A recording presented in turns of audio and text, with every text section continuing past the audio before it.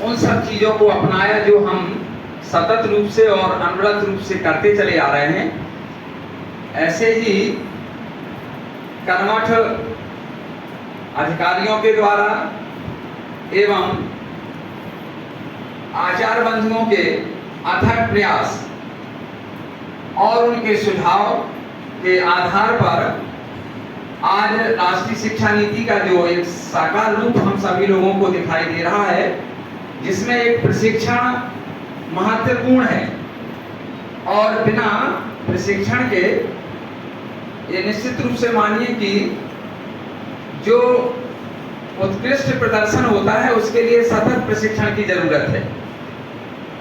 इसलिए अखिल भारतीय स्तर से लेकर के और क्षेत्र के बाद आज अब प्रांत में ये 5 दिवसीय जो प्रशिक्षण कार्यशाला का आयोजन हो रहा है। इसके पूर्व फतेहपुर में क्षेत्रीय प्रशिक्षण कार्यशाला लगी थी और उसमें जिन बंधुओं को वहां पर प्रशिक्षण दिया गया था, आज वो प्रशिक्षक के रूप में और आज आप सभी लोगों को भी प्रशिक्षण देंगे।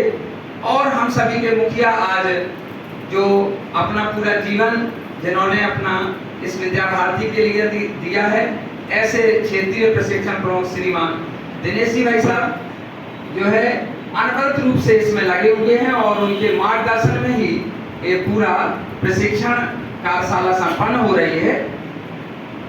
उनको बुलाने के पूर्व इस प्रांत के मुखिया संकल्प मंत्री जी आदरणीय श्रीमान रजनीश जी भाई साहब से हमारा आग्रह है कि इस वर्ग का महत्व और दिशा निर्देश एवं मार्गदर्शन करने का कष्ट करें, जिससे कि हम सभी लोग एक नई ऊर्जा के साथ इसमें कार्य कर सकें। आदरणीय संकल्प मंत्री। हम सबकी भारत माता को भगवान को प्रणाम करते हुए अपने इस कानपुर प्रांत के आज के 21st सेंचुरी में इन 5 पदों का प्रयोग कैसे करेंगे, इसीलिए हम यहाँ प्रगति के लिए आए अपने कक्षा में अपने विषय में। और जहाँ तक होता है वो तैयार करने के प्रयास में आए। अभी तो संकुल के बारे हुए तो आपके बल पर ही होगा। तो ये 5 पद पंचपदी के ये तो हम आदिकाल से पढ़ते आए हैं। आदि पढ़िए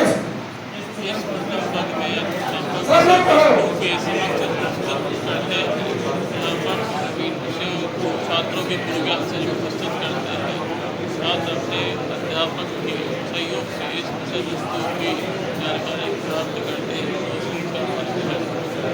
विषय की प्रकृति की अनुरूप पद्धति अपना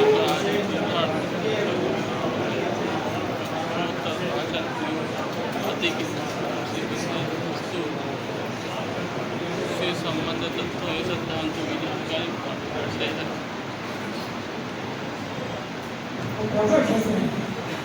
हम तो है किसी भी मिल जाएगी इधर कसाया परेशान सीखने के लिए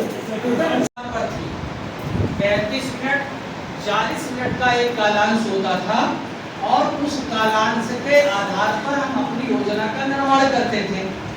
लेकिन उस 35-40 मिनट की पाठ योजना में जो 5 पद हमको रखने हैं, वो 5 पद का समावेश हम वो 35-40 मिनट में नहीं कर सकते थे। कभी हम अधीन में ही रह जाते थे, बहुत छूट जाता था, अधीन बोल के तो अभ्यास छूट जाए, प्रयोग प्रसाद छूट जाए, ऐसे 35-40 मिनट में कुछ न कुछ भाग हमारा छूटता था। अब हमको जो पाठ्य योजना का निर्माण करना है वो पाठ्य के आधार पर करना पड़ेगा। जो हमारा पाठ्य है, अब ये शिक्षकों के लिए अगर वही पाठ्य पुस्तक कई वर्षों तक चलती है तो ये शिक्षक के लिए बहुत आसान हो गया है। एक पाठ्य की योजना अगर उसने 1 वर्ष में बना लिया तो अगले वर्ष में भी उस पाठ की पाठ्य योजना निर्माण करने की जरूरत नहीं पड़ेगी। हाँ, उसमें क्या अपडेट करना होगा, उसमें हम और क्या संशोधन कर सकते हैं, वो अगर हम पढ़ाते समय जब अनुभव आएगा तो उसमें संशोधन कर पाएंगे। तो ये हमारे लिए थोड़ी आसान हो गई है। तो जब हम यहाँ पाठ्य योजना बनाने बैठेंगे तो पाठ्य योजना बनाने के लिए सबसे पहले हमको क्या करना पड़ता है, बताइए भाई, कोई बताते रहिए, चर्चा भी होती रहेगी, क्योंकि सीधे चलेगा तो काम नहीं चलेगा। क्या करेंगे पाठ्य योजना बनाना है तो बोलो, खड़े हो करके बोलिए,